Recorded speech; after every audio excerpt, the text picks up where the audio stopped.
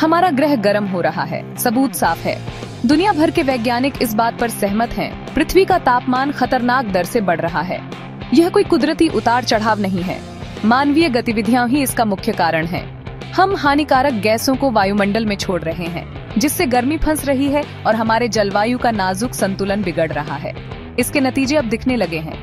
Glacier अभूतपूर्व गति से पिघल रहे हैं, समुद्र का स्तर बढ़ रहा है, जिससे तटीय समुदायों को खतरा है। तूफान और सूखे जैसी भयानक मौसमी घटनाएं अब ज्यादा बार और ज्यादा तेजी से हो रही हैं। प्राकृतिक दुनिया प्रवाल भित्तियों से लेकर वर्षावनों तक बदलते माहौल में ढलने के लिए संघर्ष कर रही है। भारी वैज्ञानिक सहमति के बावजूद कुछ लोग अभी भी जलवायु परिवर्तन की हकीकत से इनकार करते हैं। वे पुराने विचारों से चिपके रहते हैं, गलत जानकारी फैलाते हैं और लोगों के मन में संदेह पैदा करते हैं। यह इनकार खतरनाक है। यह हमें इस वैश्विक संकट से निपटने के लिए जरूरी कदम उठाने से रोकता है। ये जलवायु परिवर्तन से इनकार करने वाले लोग कौन हैं?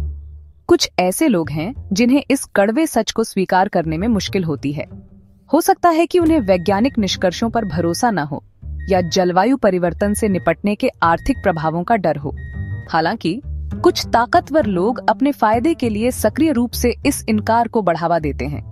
उदाहरण के लिए, जीवाश्म ईंधन कंपनियों का वर्तमान स्थिति को बनाए रखने में निहित स्वार्थ है।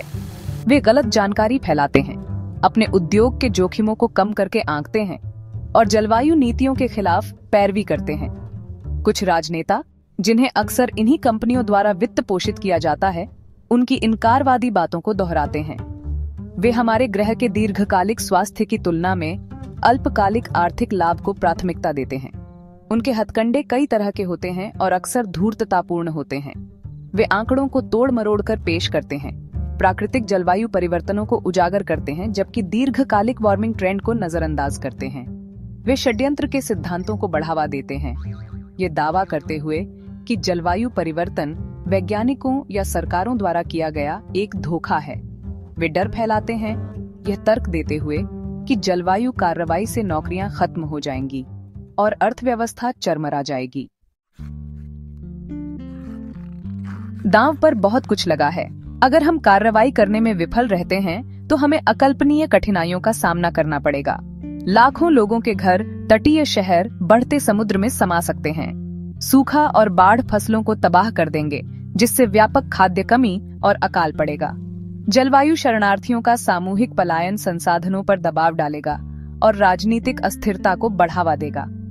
एक ऐसी दुनिया की कल्पना कीजिए जहां पूरे पारिस्थितिक तंत्र ढह जाते हैं, जहां कभी हरे भरे जंगल बंजर भूमि में बदल जाते हैं, जहां बढ़ता तापमान विशाल क्षेत्रों को रहने लायक नहीं छोड़ता, जहां घटते संसाधनों के लिए प्रतिस्पर्धा वैश्विक स्तर पर संघर्ष और पीड़ा का कारण बनती है।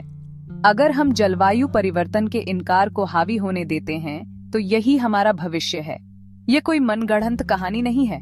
अगर हम अपने वर्तमान रास्ते पर चलते रहेंगे तो यही कठोर वास्तविकता हमारा सामना करेगी। विज्ञान स्पष्ट है, हम जितना इंतजार करेंगे, आपदा को टालना उतना ही मुश्किल और महंगा होगा। हमें अभी कार्य करना चाहिए और हमें मिलकर कार्य करना चाहिए। पहला कदम जलवायु परिवर्तन के इनकार का सीधा सामना करना है। हमें तथ्यों के साथ गलत सूचनाओं को चुनौती देनी चाहिए। इनकार करने वालों के अभियानों के पीछे निहित स्वार्थों को उजागर करना चाहिए। सार्थक जलवायु नीतियां बनाने के लिए हमें अपने नेताओं से जवाबदेही की मांग करनी चाहिए। अपने दोस्तों और परिवार से बात करें, अपनी चिंताओं को साझा करें, उन्हें जलवायु परिवर्तन के बारे में तथ्य जानने के लिए प्रोत्साहित करें।